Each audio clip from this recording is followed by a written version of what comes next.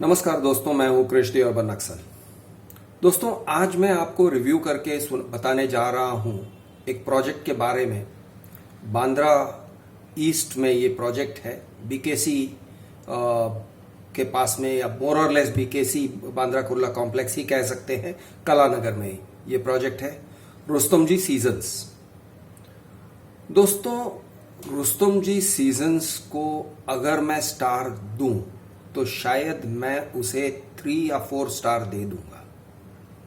Normally मैं star system को follow नहीं करता हूं, और नॉर्मली मेरा मन नहीं करता है कि मैं किसी बिल्डर के बारे में अच्छा बोलूं, लेकिन रुस्तम जी सीजन्स जो मुझे रेरा पे दिख रहा है, जिसे मैंने पढ़ा, देखा, समझा, तो अच्छा कहने को मन करता है।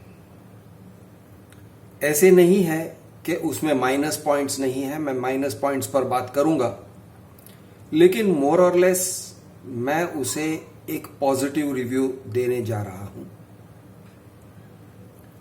दोस्तों, रुस्तम जी सीजन्स का विंग बी और सी का मोर और लेस ऑलरेडी डिलीवरी हो चुका है, ऐसे लग रहा है, फ्रॉम रेरा। यानी 2021 में उसका पोजीशन डेट था, और ऐसे लग रहा है, unless someone tells me otherwise, कि पोजीशन डेट आया और गया लेकिन हमें हमारा फ्लैट नहीं मिला, ऐसे अगर कोई मुझे फोन करके बताएगा तो ऑफ कोर्स मैं अपने रिव्यू को रिवाइज कर दूंगा। लेकिन आज की तारीख में ऐसे दिख रहा है कि लोगों को अपने फ्लैट्स के पोजीशन मिल गए हैं। रुस्तम जी सीजन्स विंग ए का पोजीशन डेट है जून 2022, यानी कि कुछ ही महीनों में पोजीशन मिलेगा, और प्रोग्रेस जो रेरा पर है उसे देखकर लगता है कि हो गया है। इसके अलावा मैं ये भी कह दूं कि उनका जो लेआउट प्लान है, काफी क्लीन एंड क्लियर टाइप का लेआउट प्लान दिख रहा है। ओवरऑल ये सारे जो टावर्स जो हैं, ये 23 माले से 25 माले के टावर्स हैं, और उनका जो लेआउट दिख रहा है, यानी कोई ज्यादा फैंसी नहीं है, कोई नखरे नहीं है, कोई यानी कॉम्प्लिकेटेड नहीं दिख रहा है। Clean and clear and simple layouts दिखाई पड़ रहे हैं, और डीलिंग यानी कि उनका जो अग्रीमेंट है। अब दोस्तों, मैं उनके एप्लीकेशन फॉर्म और उनके अलॉटमेंट लेटर में जाता नहीं हूं, क्योंकि वो रेरा पर अवेलेबल नहीं है, तो मैं नहीं जानता हूं कि एप्लीकेशन फॉर्म ने उन्होंने क्या लिखा था, क्या नहीं लिखा था, ये मैं नहीं जानता हूं। लेकिन रजिस्टर्ड अग्रीमेंट का जो प्रोफॉर्मा है, ABCD विंग्स के मैंने जो पढ़े, Rustomjee seasons wing A to D, मैंने काफी समय लगा के, ध्यान लगा के पढ़ा। बहुत कम नेगेटिव पॉइंट्स दिखाई दे रहे हैं, बहुत कम कमीनापन दिखाई दे रहा है। तो मैं आपको थोड़ा सा इलैबोरेट करके बता दूं कि कमीनापन क्या है। दोस्तों, बिल्डर और फ्लैट बायर का जो एक रिश्ता होता है ना, व्यवहार का, वो एक ट्रस्ट का रिश्ता होता है, विश्वास और भरोसे का रिश्ता होता है, खास करके जब आप अंडर कंस्ट्रक्शन में जाते हो। तो ऐसे सोच लो कि एक बड़ा थाल है, कुछ कम्युनिटीज में वो एक थाल से खाना खाते हैं, एक ही थाल से 2 या 3 या 4 लोग साथ में बैठ के खाते हैं, और खिचड़ी डालते हैं, और बीच में खिचड़ी में घी डाला जाता है। तो ये है एग्रीमेंट कि आप और आपके सामने बिल्डर बैठे हुए हैं, और दोनों के खिचड़ी में घी है। अब घी क्या है? घी आपके अधिकार हैं, आपके लीगल राइट्स हैं। जब मैं देखता हूं कि बिल्डर सारा जो घी है और खिचड़ी भी है वो अपने तरफ खींचता है, और आपके लिए बहुत कम रहने देता है, और वो भी रूखा सूखा खिचड़ी रहने देता है, सारा घी अपने तरफ खींच लेता है, इस तरह से जब नजर आता है ना, तो मैं कहता हूं कि ये बिल्डर बहुत कमीनापंती कर रहा है। तो रुस्तम जी के बारे में मैं ये कहूंगा कि करीब करीब कमीनापंती का कोशंट बहुत ही कम दिखाई पड़ रहा है। यानी कि जो अग्रीमेंट प्रोफॉर्मा है, काफी क्लीन एंड क्लियर है। टर्मिनेशन क्लॉजेस को मैंने पढ़े, हैंडओवर के बारे में मैंने पढ़ा कि पोजीशन के लिए क्या क्या करेंगे वो लोग, किस तरह से वो सोसाइटी को हैंड ओवर करेंगे, कन्वेंस करेंगे। हाँ, ऐसे नहीं है कि बिल्कुल ही साफ और सुथरा है, कुछ भी नहीं है, उसमें कुछ कलंक हैं, और वो कलंक में से एक या दो मैं आपको पढ़ के सुना दूंगा और समझा दूंगा कि ऐसे नहीं होना चाहिए। लेकिन ओवरऑल जो डीलिंग देख रहा हूं ना, तो मुझे ये बाबा जी को सलाम मारने को मन कर रहा है। रुस्तम जी को मैं सलाम मारूंगा कि बॉस, मोरलेस तुम अच्छी तरह से डीलिंग कर रहे हो अपने कस्टमर्स के साथ, और तुम्हारा जो ओवरऑल कंस्ट्रक्शन क्वालिटी और वो भी उसके ऊपर तुम्हें कॉन्फिडेंस है, ऐसे मुझे लग रहा है।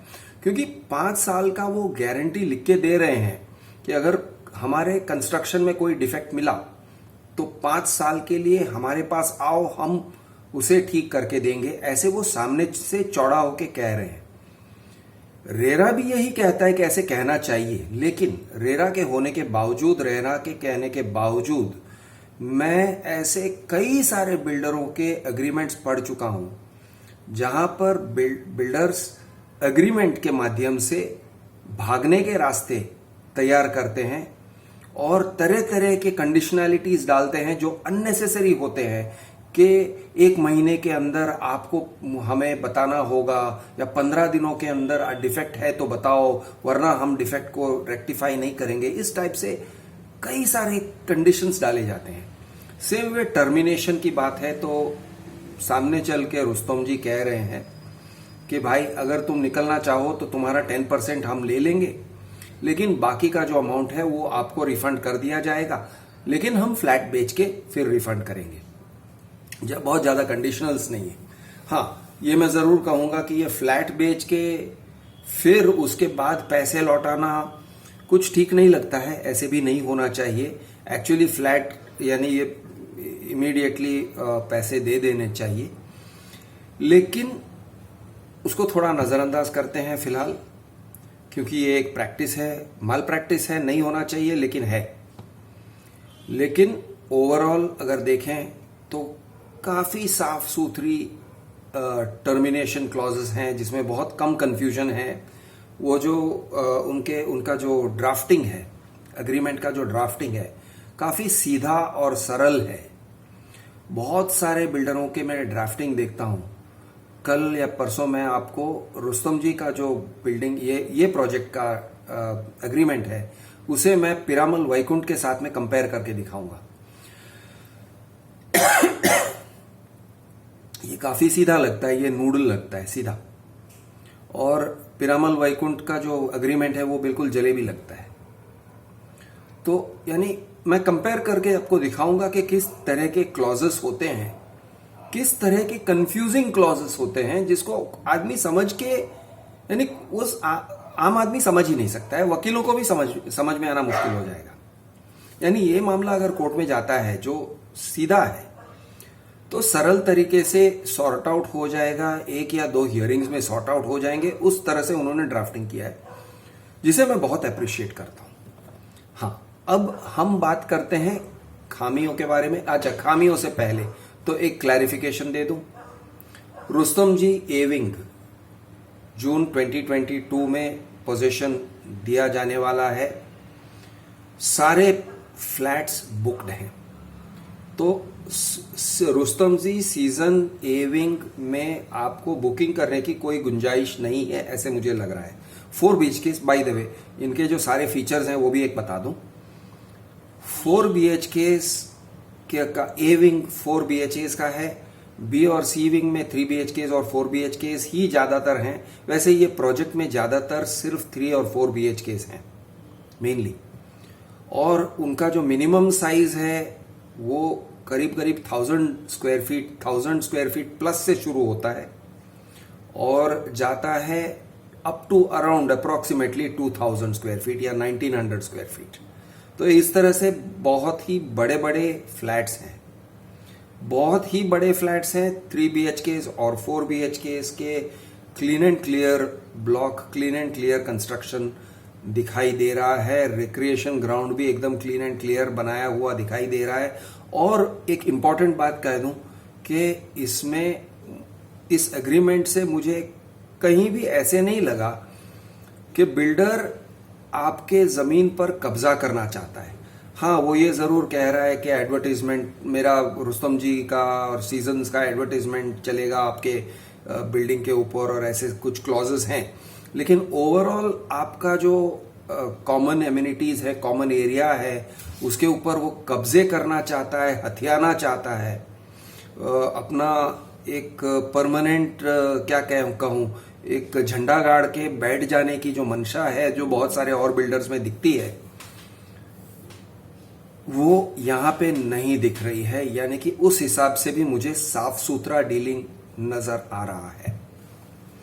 ये जो सारे फ्लैट्स हैं बहुत ही स्पेशियस हैं, तो आप विंग ए में बुक नहीं कर सकते हो क्योंकि बुकिंग हो चुका है 100%, बी विंग में बुकिंग हो चुका है 100%, सी विंग में बुकिंग हो चुका है 100%, और बी और सी के ऑलरेडी मैं समझता हूं कि पोजीशन भी मिल गया होगा। ए में पोजीशन अभी मिलने जा रहा है। हाँ, आपको इन्वेस्टर फ्लैट्स अगर मिले तो आप देख सकते हो।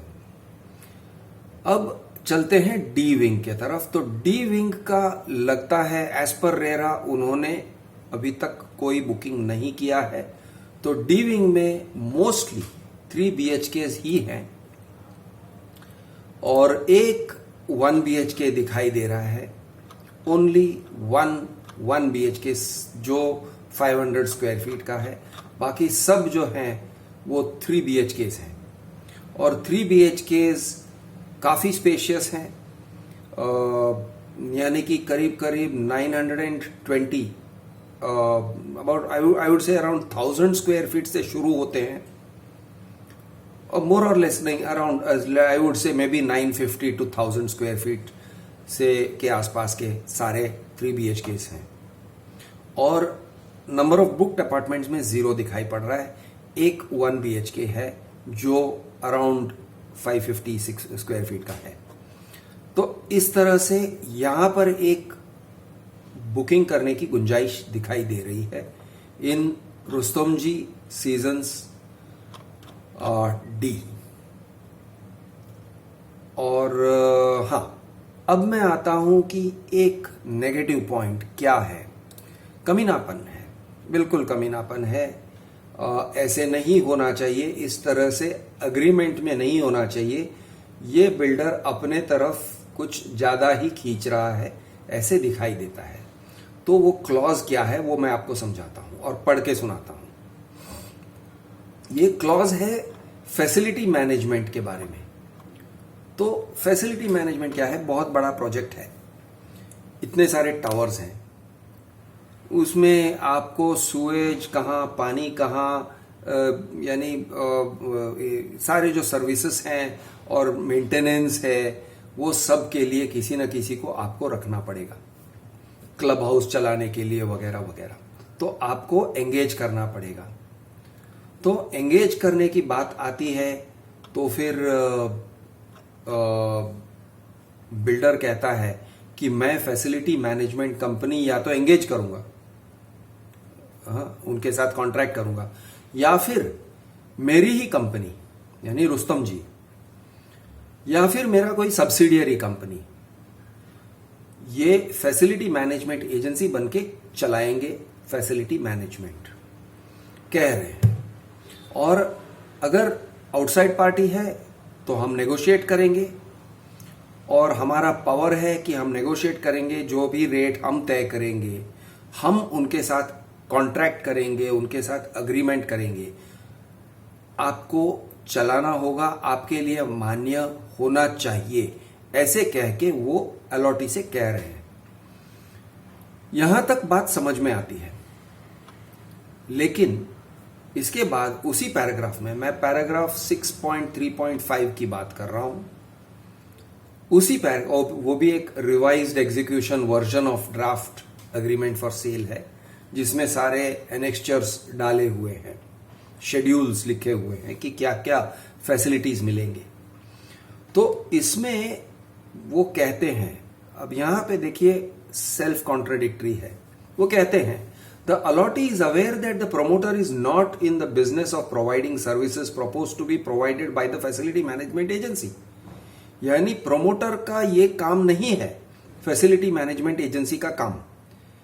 The parties here to agree that promoter shall not be responsible or liable in connection with any defect in the performance or non-performance or otherwise of the services provided by facility management agency.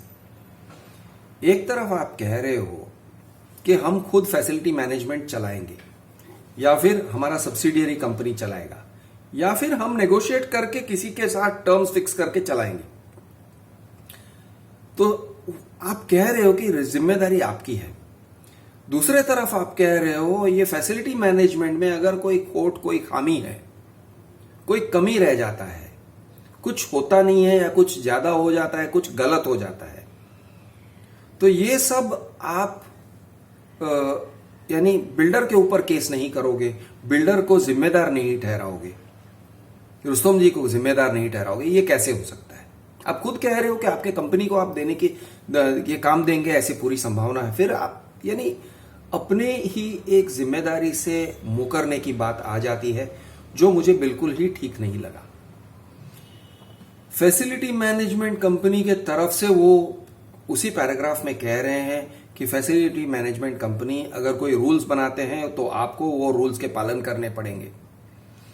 आप यानी कि flat buyer rules का पालन करेंगे और उनके साथ corporation दोगे, उनको कॉपरेशन दोगे और उनके चार्जेस पे करोगे, आप आर्ग्यू नहीं करोगे उनके साथ। ऐसे सब बहुत सारे कंडीशंस डाल रहे हो फैसिलिटी मैनेजमेंट कंपनी के तरफ से। तो और लेकिन आप उन्हें जिम्मेदार नहीं ठहराओगे। और अगर बिल्डर खुद कंपनी है, यानी बिल्डर खुद फैसिलिटी मैनेजमेंट कंपनी है, तो उसे आप जिम्मेदार नहीं ठहराओगे, ऐसे कैसे हो सकता है? तो ये तो बिल्कुल ही दिमाग में बैठने वाली बात नहीं है। बहुत स्ट्रांगली मैं कहता हूं कि इसको लेके बवाल हो सकते हैं, कोर्ट केसेस हो सकते हैं। तो ये एक छोटा सा मैं रेड फ्लैग डाल रहा हूं, लेकिन ऑन द होल